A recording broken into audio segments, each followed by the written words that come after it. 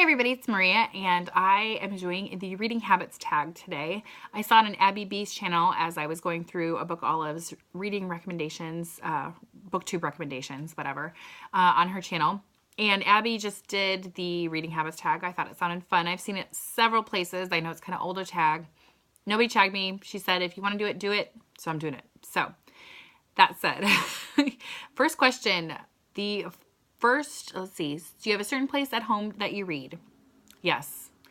It's called my home and I read everywhere. I read on the couch, I read in bed, I read on the floor, I read on the chase, I read in my kids' rooms, I read in the bathroom, I read while I'm at the stove.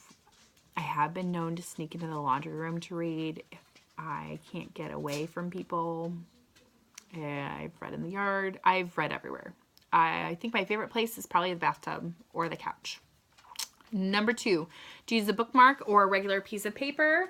And I am not above using a regular piece of paper if I can't find something. However, I do like to keep pictures around that I love or things that make me happy. So photo strips are my favorite because then you can they're the right size.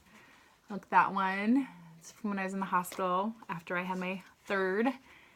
This one is from a vacation trip with a good family friend member and birthday postcard I just got from my friend. This one, because it's great. Then, what else do I have? I know, I just like showing you. That one's a good one. Me and the girl. This one is just like a scrapbooking piece of paper. This Life is Pretty Amazing. I love this one. I've used this for a bookmark for a long time. And the whole family. Yeah, so that's what I use as my bookmarks because it always makes me happy, even if I have to stop. Because that's not the favorite part of reading. Number 3, can you stop reading wherever or you have to stop at chapter breaks? Now, here is something I'm going to tell you which is going to get me in trouble at a later date. But I believe in honesty and authenticity, so I'm going to reveal the correct right answer for me. And the answer is I can stop whenever I need to. But my husband doesn't know that. I think he likes to go to the end of chapter breaks, which makes sense. I prefer that. So yeah, I do prefer that. But if I need to stop, I can stop wherever I want. Oftentimes though, when asked to stop reading, I will say, wait until I get to the end of this chapter or stopping point. He does not know that any point for me could technically be a stopping point. Now that he's going to watch this video, he's going to know that. So BookTube kind of ruined my game a little bit. I am hoping that I can beg for grace and that he will still continue to just let me get to the end of the chapter. Because the end of the chapter or the next chapter is always the best. Number 4, do you eat or drink while reading? Yes. Because I read everywhere. I even read while I'm cooking. So yeah, I eat or drink while I read. A lot of times with wine or a big glass of water or hot chocolate, but yeah. Number 5, multitasking. Do you listen to music or TV while reading? Here's another thing. Okay, so definitely I like listening to instrumental music while I read, especially if I'm in the bathtub. When it comes to watching TV, if my kids or my husband's watching something that I do not care about, I will read and just kind of zone it out. I'm a mom. I'm really good at zoning out things that I don't want to listen to. So that said, I normally have a book kind of open nearby because I want to look through it. My husband prefers it, obviously, that I actually engage with him in the show. So sometimes I will put my book down, even though I would rather just kind of keep it open. But, you know, marriage is about respect and working together. So I try. Number 6, one book at a time or several at once? Like several at once. I'm rereading Love Warrior right now. It's the middle of Reader-Rama, so I've got those kinds of going. Giants, I'm almost through this, but I keep getting distracted by other books. This is a parallel biography of Douglas and Lincoln. This one I've been keeping in my bag, and I'm loving it. It's John Steinbeck's Travels with Charlie.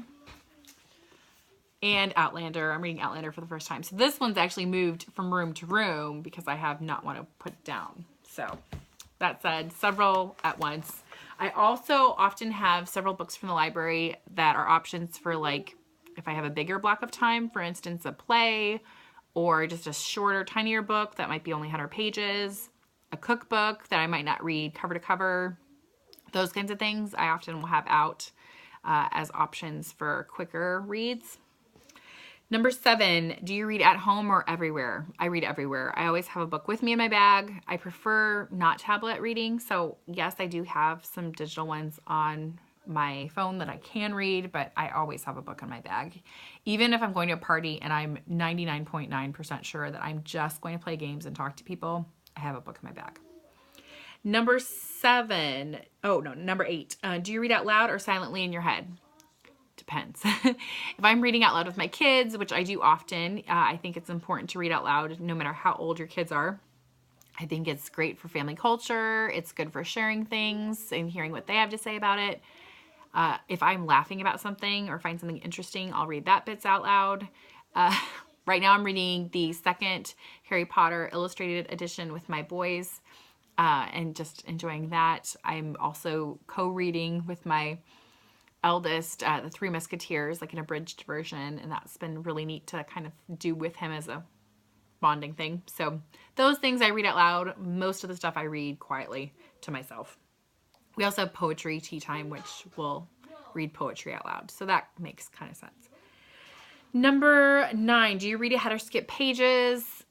Mainly only if I think I'm going to DNF the book. I might skip ahead just to kind of see if I care anymore or if I'm going to drop the book. If it is a nonfiction that I'm just trying to find a bit about, I will skip ahead. But most of the time, no, I don't. Number 10, do you break the spine or keep it new? I'm horrible. They don't lend me your books if you need pristine books.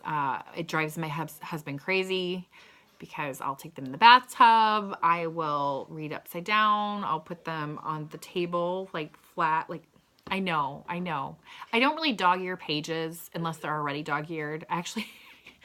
But yeah, I'm just not there. For me, it's the ideas in the books that matter more than the book itself as an object. Number 11, do you write in your books? Yes. Where is my book with my... Yeah, like Grapes of Wrath. It's right here. You can see all these. I have lots of different things underlined. Now that I can't find any. There's lots of stuff on the sides. I think I drew a turtle at one point. See if I can find that. Yeah, I definitely mark up books. I didn't used to. And then I decided that the books that I am owning are the ones that I care about. And eventually I think I have kind of a sentimental idea and I think about death all the time. Whereas like if my kids look through my books, they can see what I thought about things. And I think that's really cool. So yeah. Number 12, who do you tag? I am going to tag, this is such an old tag. Tina, like Tito in Spain. If you've not done this tag, I suggest that you do it. Katie, Life Between Words. Emily, Arg Schooling. If you've already done it, I don't remember, you don't have to do it again. Otherwise, just do it because you want to. I am so all about that. So I will talk to you all later. Those are my reading habits. I guess I am a creature of habit on something. So have a good day. Bye.